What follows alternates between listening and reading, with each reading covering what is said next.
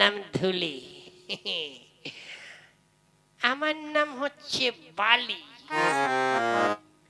এ ভাইয়া, কোথায় যাচ্ছ? এই হাটে যাব। তুমি? আমিও তো হাটে যাচ্ছে। তা কি নিয়ে যাচ্ছ তুমি? আমি নিয়ে যাচ্ছি এই গোলমরিচ। আমার এই বস্তায় গোলমরিচ আছে। তাই নাকি? আর তোমারটাই? আমারটাই আছে তেজপাতা।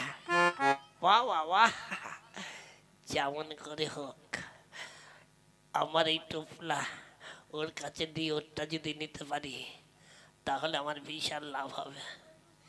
তাই তো, আমার এইগুলো দিয়ে যদি ওর কাছ থেকে পাল্টা পাল্টি করে নিতে পারি তাহলে তো আমার ভীষণ লাভ হবে। তা ভাইয়া, দুজনেই যখন যাচ্ছে তাহলে চলো একসঙ্গে যাই। হ্যাঁ তাই চলো। কিন্তু ভাইয়া, এই তোমারটা তো গোলমরিচ, আমারটা হচ্ছে তেজপাতা। তাহলে এক কাজ করো না, এই তোমারটা আমি নেই, আমারটা তুমি নিলে কেমন হয়? ওরে শালা, এ তো মেঘ না চাইতেই জল। ও আমার বস্তা নিয়ে ওর তেজপাতার বস্তা দেবে। ঠিক আছে, তুমি যখন বলছো তাহলে না করি কি করে। ঠিক আছে, এই নাও, তুমি আমারটা নাও, আমারটা তোমাকে দাও। ব্যাস, তাহলে চলো এবার দুজনে হাটে চলে যাই। হ্যাঁ চলো যাই।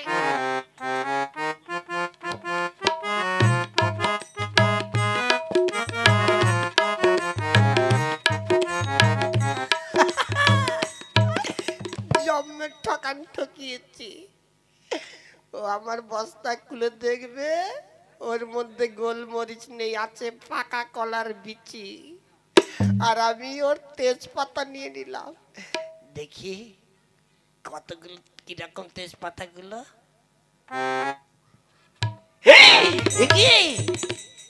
যা শালা, এ তো একটাও তেজপাতা নেই।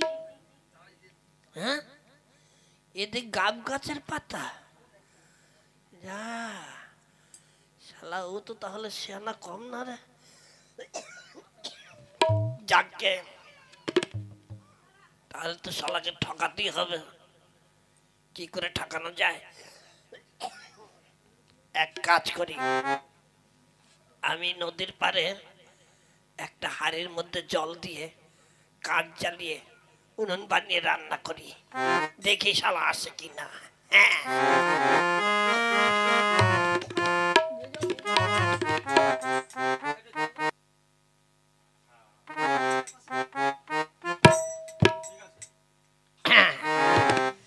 এইবার দেখি ও এখানে আসে কিনা। হ্যাঁ,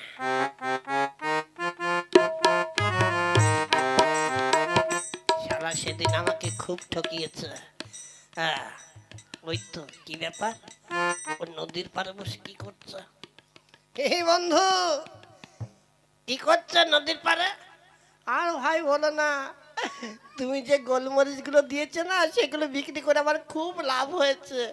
তাই সেই সুবাদে এই নদীর পাড়ে বসে রান্না করে খাবো ভাবছি, তাই রান্না বসিয়েছি। সত্যি তোমার তেজপাতাগুলো বিক্রি করে আমারও ভীষণ লাভ হয়েছে, তাই আমি কিছু চাল কিনে এনেছি। তুমি যদি বলো তাহলে তোমার এর মধ্যে আমার কিছু চাল দিই, চাল দিয়ে রান্না করে দুজনে মিলেই খাই। হ্যাঁ, তা দিলে ভালোই হয়। আমি তো শালা চাল দিইনি, তুই চাল দে, তোর চাল রান্না করি দুজনে খাবো। ঠিক আছে দাও। আচ্ছা ঠিক আছে, আমি তাহলে দিচ্ছি। হ্যাঁ দাঁড়াও, আমি একটু হিসেব করে আসছি, তুমি দাও। আমি খালিটা ই করে দিই।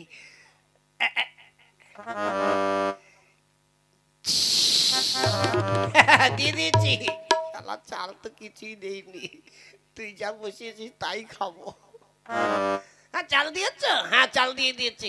তাহলে ঠিক আছে, রান্না হোক, তারপর দুজন একসঙ্গে খাবো।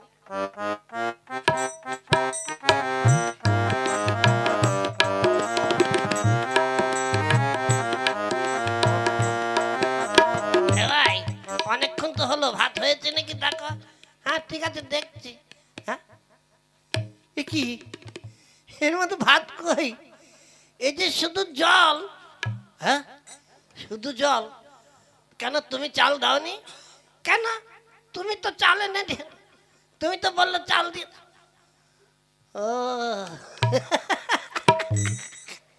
ও বন্ধুরে, আমরা দুইজনই সমান সমান, আমরা কেউ কাউকে ঠকাতে পারলাম না। তবে বন্ধু, নিজেরা নিজেরা এসব না করে যদি আমরা এই দুই বন্ধুর বুদ্ধি একসঙ্গে করে অন্যদিকে কাজে খাটাই, তাহলে মনে হয় ভালো পয়সা ইনকাম করতে পারবো। হ্যাঁ, তা যা বলেছ। তাহলে কি করা যায়? চলো আমরা অন্য শহরে যাই, অন্য কোথাও গিয়ে দেখি কোথাও কিছু মানে ধান্দা করা যায় কিনা। হ্যাঁ, সেটাই ভালো হবে। তাহলে চলো যাই। হ্যাঁ, চলো যাই।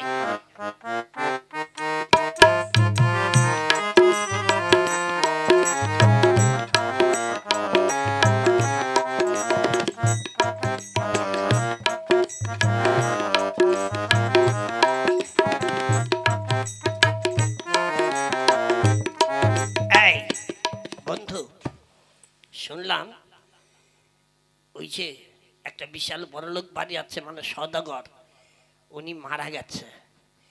ওনার বিষয় সম্পত্তি সব দেখলাম ভাগ বাট্টারা করছে। তাহলে এইখান থেকে আমরা কেমন করে ভাগ বসাতে পারি? হ্যাঁ, কি করলে করা যায় বলো? এক কাজ কর, ওনাকে তো কবর দিয়েছে, তুই এই কবরের মধ্যে ঢুকে থাক, আর আমি গিয়ে বলবো যে আমি এই সওদাগরের ছেলে, এই আমার মাকে বিয়ে করেছিল, আমি হওয়ার আগেই চলে এসেছে, তাই আমি খুঁজতে খুঁজতে এখানে এসেছি। তারপর আমরা দাবি করব, যদি বলে তার প্রমাণ কি, তখন ওদের এনে এই কবরে প্রমাণ দেখাবো। আমি বলবো যে আমি যদি সত্যি ওনার ছেলে হয়ে থাকি, আমার ডাকে নিশ্চয়ই সে সাড়া দেবে। তুই কবরের মধ্যে থেকে আমি ডাকবো, তুই কথা বলবি যে হ্যাঁ আমার ছেলে। হ্যাঁ ঠিক, তাহলে আমি কবরের মধ্যে ঢুকে যাই, তুই গিয়ে সবাইকে বল। আচ্ছা, আমি যাচ্ছি। হ্যাঁ,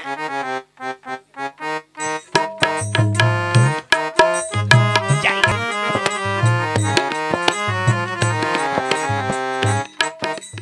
হ্যাঁ, আব্বাজান হঠাৎ করে মারা গেল। যাই হোক, আমরা যে কয় ভাই ছিলাম সবাই মিলে বাবার সম্পত্তি ভাগ করে নিলাম। আর কোনো আমাদের ভিতর কোনো দ্বন্দ্ব নেই।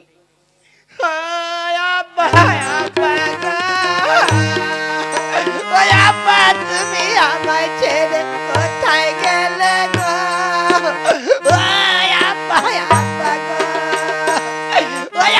কেন তুমি আমাকে ছেড়ে মরে গেলে গো?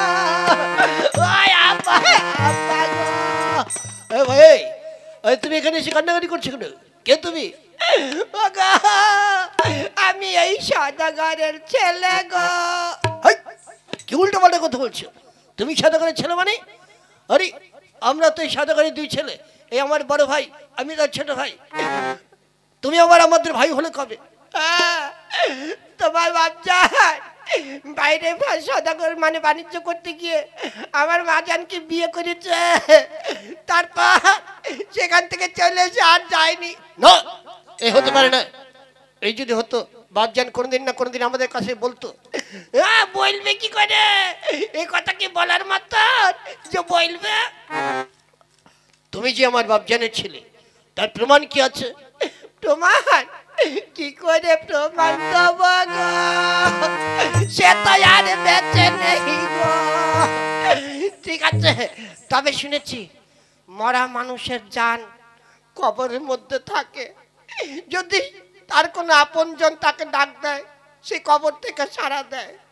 সত্যি যদি আমি এই বাপজানের ছেলে হয়ে থাকি, আমি গিয়ে ডাকলে আমার ডাকে সাড়া দেবে, সে নিশ্চয়ই সত্যি কথা বলবে, কবরে গিয়ে কোনদিন মিথ্যা কথা বলবে না। হ্যাঁ, তো অবশ্যই ঠিক, এরকম কথা আমিও শুনেছি। বেশ, তাহলে চলো আমার বাপজানকে যেখানে কবর দেওয়া হয়েছে সেখানে কবরে গিয়ে আমরা জানতে পারবো ঘটনা সত্যি না মিথ্যা। ঠিক আছে, চলো। হ্যাঁ চলো।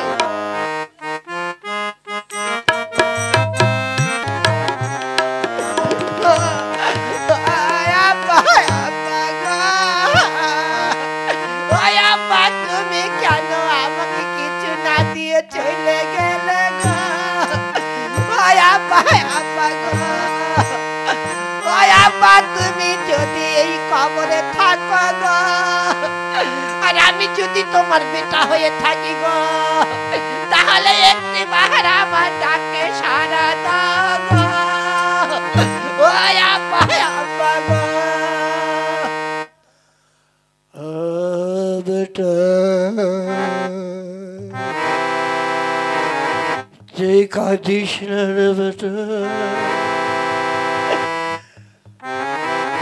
ও আব্বা তুমি সবাইকে বলে দাও গো আমি যে তোমার ছেলে গো। শোনো,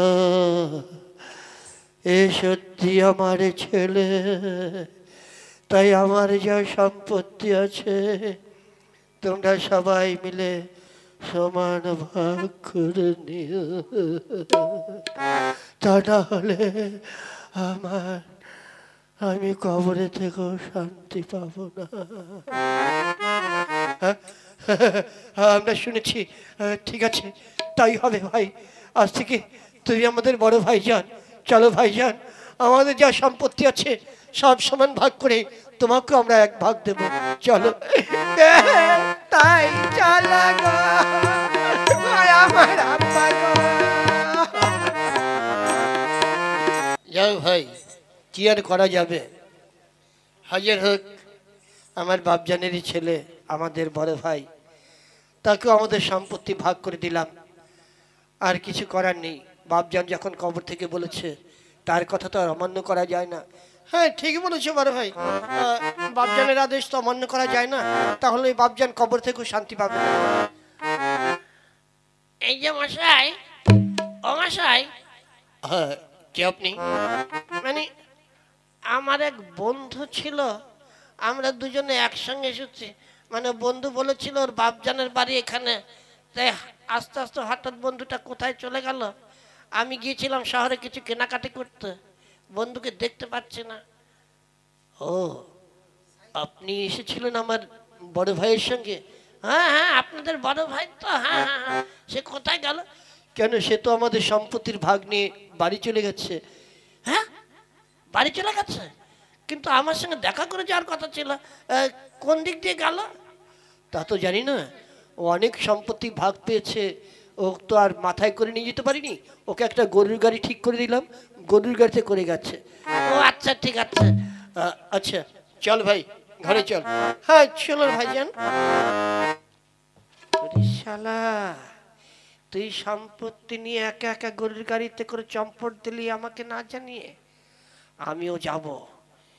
গরুর গাড়িতে গেছিস, গরুর গাড়ির চাকার দাগ যে দিক দিয়ে গেছে আমি সেই রাস্তা অনুসরণ করে যাব। তুই কোথায় পালাবি আমি তোকে খুঁজে বের করবই করবো।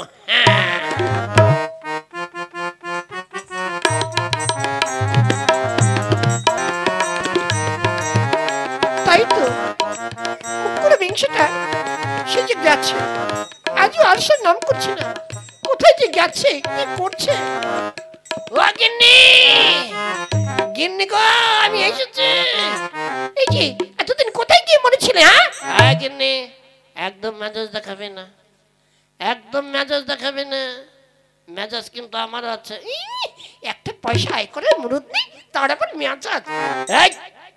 আয় করার মুরুদ নেই মানে? এই দেখ তোর জন্য কত কি কিনে এনেছে, দেখ আর কত টাকা, আর ওই যে বাইরে গরুর গাড়িতে অনেক সম্পত্তি আছে দেখেছিস? হ্যাঁ তাই তো। আমার প্রাণনাথ গো, তোমার খুব কষ্ট হয়েছে তাই না গো? ওরে গো গো শুরু করেছ গো, টাকার মুখ দেখেছ গো? হ্যাঁ এত সোহাগ তো কোনোদিন করনি গো। হ্যাঁ গো এমন কত বলছো কেন গো? আমি কি তোমাকে সোহাগ করি না গো? বলো না গো। ওরে গো গো শুরু করেছ গো। যাকে কিন্নি, কোথা থেকে এত টাকা রোজগার করলাম জানো? কোথা থেকে? আমি আমার আর এক বন্ধু দুজনে মিলে গিয়েছিলাম অন্য শহরে। সেখানে গিয়ে খবর পেলাম এক সওদাগর মারা গিয়েছে, তাকে কবর দেওয়া হয়েছে। বন্ধুকে বললাম কবরে লুকিয়ে থাকতে। তারপর আমি ওদের বাড়িতে গিয়ে বললাম যে আমার বাবা হয়, হ্যাঁ আমার মাকে বিয়ে করে চলে এসেছে, আর কোনোদিন যায়নি, আমি তার প্রথম ছেলে, তাই আমাকে সম্পত্তির ভাগ দিতে হবে। ওরা বিশ্বাস করেনি। তারপরে কবরে গিয়ে আমি কান্নাকাটি করে বললাম, বাপজান যদি আমি তোমার ছেলে হই তুমি সত্য কথা বলো। হ্যাঁ, তখন ওই বন্ধু কবর থেকে বলেছে ওর বাবার মতন হয়ে যে আমার বেটা তোরা আমার সম্পত্তির এক ভাগ দে। তারপর ওরা আমার কথা বিশ্বাস করে আমাকে সম্পত্তির ভাগ দিয়েছে, তাই নিয়ে চলে এলাম। কিন্তু ওই বন্ধুর সঙ্গে দেখা করিনি। বন্ধু যে চালাক, হয়তো খুব সম্ভব চলে আসতে পারে। কি করে আসবে? ও কি তোমার ঠিকানা জানে? ওরে ওকে ঠিকানা বলতে হবে না, ও গন্ধে গন্ধে চলে আসবে। যদি বাই চান্স এসে পড়ে, শোন আমি ঘরে মজে থাকবো, মরা সেজে থাকবো। যদি বন্ধু আসে তখন তুমি কান্নাকাটি করে বলবে যে তোমার বন্ধু পটলডাঙ্গার টিকিট কেটেছে। তারপর যদি কিছু হয় পরেরটা পরে দেখা যাবে। আমি মরে গেলে ও আর তোমার কাছে ওই টাকার ভাগ চাইতে আসবে না। বেশ, তাই হবে। তাহলে আমি শুয়ে থাকি। হ্যাঁ,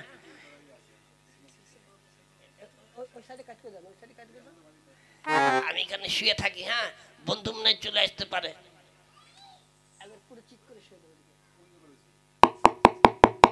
এই দরজা যেন কি খটখট করছে। ওরে মনে হচ্ছে বন্ধু চলে এসছে রে। আমি আমি চুপচাপ শুয়ে থাকলাম, আমি আর কথা বলবো না। হ্যাঁ, তুমি কি তুমি কান্নাকাটি করো। আমার প্রাণনাথ গো, এই চোখ থেকে জল পড়ছে না। ওরে মরেছি রে, শালা আমার টাকাগুলো গেল রে। ওর চোখ একটা খোঁচা মেরে রে, ভালো করে কান। আমার প্রাণনাথ গো, তুমি আমায় ফেলে কোথায় গেলে গো? আরে কি হলো? আজ কান্নাকাটি কিসে? ও বন্ধু, আমার কি সর্বনাশ হলো গো? তোমরা কে কোথায় আছো দেখে যাও গো। কি হলো? কান্নাকাটি করছো কেন? বন্ধুর কি হয়েছে? তোমার বন্ধু পটলডাঙ্গার টিকিট কেটেছে গো। পটলডাঙ্গার টিকিট? সেটা আবার কি? পটলডাঙ্গার টিকিট মানে কি? শালা বল মরে গিয়েছে। মরে গেছে গো, এখন আমি কি করবো গো? সে কি, দুই বন্ধু একসঙ্গে গেলাম বিদেশে, হ্যাঁ, টাকা পয়সা রোজগার করতে, আর এসে হঠাৎ মারা গেল। কি আর করা যাবে, মানুষ তার সারা জীবন বেঁচে থাকে না। মরে যখন গেছে তখন তার সৎ কাজটা করার দরকার। আমি না হয় বন্ধুর সৎ কাজটা করি। না না না, তোমাকে কিছু করতে হবে না। তাহলে কি করবে? আমি গ্রামের 10 জন ডেকে তারপরে সৎ কাজের ব্যবস্থা করব। সে কি? আরে যার কেউ নেই তার জন্য গ্রামের 10 জন আসে। আমি তো বন্ধুর জন্য বন্ধু রয়েছি, তাহলে আমি থাকতে কেন গ্রামের লোকজন ডাকবে? তাহলে লোকে আমাকে বলবে কি? হ্যাঁ, বন্ধুর দুর্দিনে বন্ধু তার পাশে দাঁড়ায়নি। একটা কথা হলো, তোমাকে চিন্তা করতে হবে না, আমি আমার বন্ধুর সৎ কাজ করবো। চলে যাও। তুমি আগে কি করে নেবে? তাও তো শালা যে ভারী, ওকে তো কাঁধে নিতে পারবো না। এক কাজ করি, ওর ঠ্যাং ধরে টানতে টানতে নিয়ে যাই। না না না, ওভাবে কি করছো? তাহলে যে ব্যথা পাবে। আরে মরে গেলে সে আবার ব্যথা পায় নাকি? হ্যাঁ, ও নিয়ে চিন্তা করো না। অল তোর ঠ্যাং ধরে টানতে টানতে নিয়ে যাই। হায় হায় গো, কিভাবে টানতে টানতে নিয়ে যাচ্ছে গো? সর্বনাশ, কিছু টাকা দিয়ে দিলে পারতো, তা দিল না। ও নকল মরা মরেছে, এবার মনে হয় অরিজিনাল মরাই মরবে। মর পুরা মর।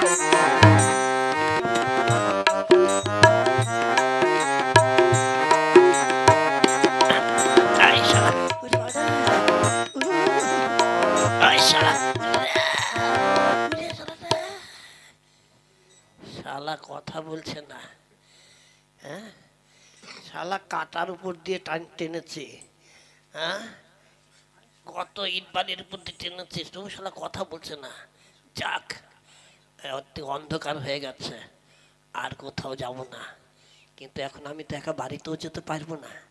এক কাজ করি, এখানে একটা গাছের উপর বসে থাকি। দেখি শালা তুই কতক্ষণ কথা না বলে থাকতে পারিস। শালা আমাকে ভাগ না দিয়ে তুই মরা সেজেছিস, দেখি তুই কতক্ষণ থাকতে পারিস। আমি গাছে উঠলাম। হ্যাঁ, ওরে বাবা, শালা চলে যাচ্ছে না, বন্ধু কি চলে যাচ্ছে? দেখি তো, শালার বন্ধু গাছে উঠছে না। শালা তুই গাছে, আমি নিচে, তুই কতক্ষণ থাকতে পারিস গাছে? আমি শালা মরে গেলে কথা বলবো না। হ্যাঁ,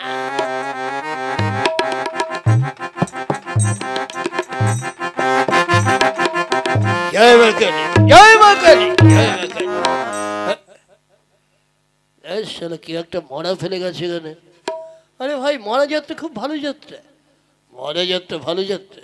কি বলছিস তুই? হ্যাঁ, দেখবি আমরা অন্য অন্য দিনের চাইতে আজকে কিছু না কিছু বেশি পাবোই, তাই নাকি?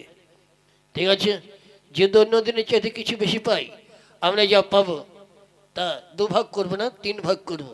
এই মরাকে 1 ভাগ দিয়ে যাবো, তাই নাকি? হ্যাঁ ঠিক আছে, চল আয় চল।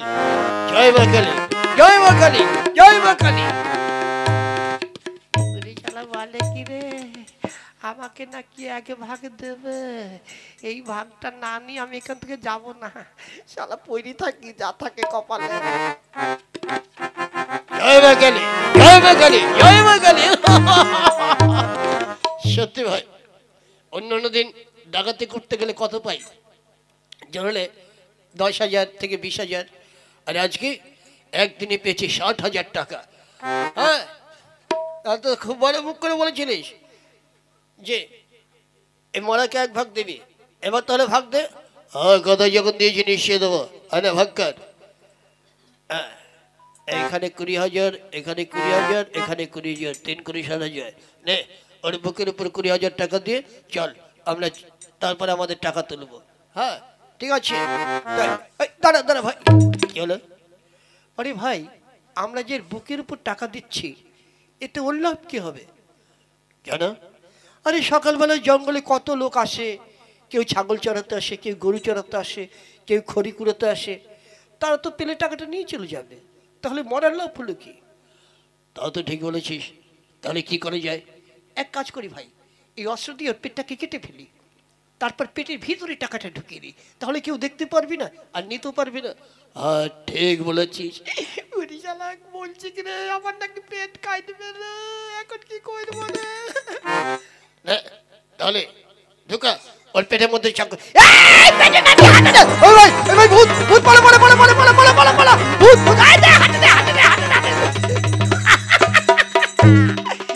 সব টাকা ফেলে গিয়েছে, 1 টাকাও নিতে পারেনি। এ ভাই, আমাদের সব টাকা এখানে পড়ে আছে, ও তো ভূত একা, আর আমরা আছি 2 জন। ও একা কি করবে? চল, আমাদের হাতে অস্ত্র আছে, ওকে কেটে ফেলবো। তাই চল। এই শালার ভূত, তুই একা আর আমরা 2 জন, কি করবি? আয় শালা, তোকে আমরা কেটে ফেলবো।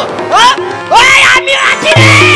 এই ভাই, ভূতের কেল্লা হয়ে গেছে, পালা পালা এখান থেকে, পালা পালা, ওই পালা। কিরে শালা, আমাকে টাকা না দেওয়ার জন্য নকল মারা মরিতিস, এখন যদি আমি গাছ থেকে না নামতাম, তুই তো শালা আসল মারা মরতিস। সত্যি ভাই, আর তোর সঙ্গে বেইমানি করবো না, তোর জন্য আমি প্রাণে বেঁচে গেলাম। তবে ভাই, যা পেয়েছি 2 জনে ভাগ করে নেব। তবে এই যে এই কাটা কোটার উপর তুই আমাকে টানতে টানতে পিঠের ছাল চামড়া তুলে দিয়েছিস ভাই, ওষুধ খরচার জন্য কত টাকা বেশি দে। বেশ, তাই হবে, তোকে 10,000 টাকা বেশি দেবো। চল বাড়ি চল। চল। শ্রোতা বন্ধুরা, আপনারা কিন্তু আবার আমাদের এই প্রোগ্রাম দেখে এরকম কাজ করার চেষ্টা করবেন না। আমরা শুধু বিনোদনের জন্য এই গল্প আপনাদের দেখালাম। যদি ভালো লেগে থাকে আমাদের চ্যানেলটিকে অবশ্যই সাবস্ক্রাইব, কমেন্ট করে জানাবেন আপনাদের কেমন লাগলো। নমস্কার।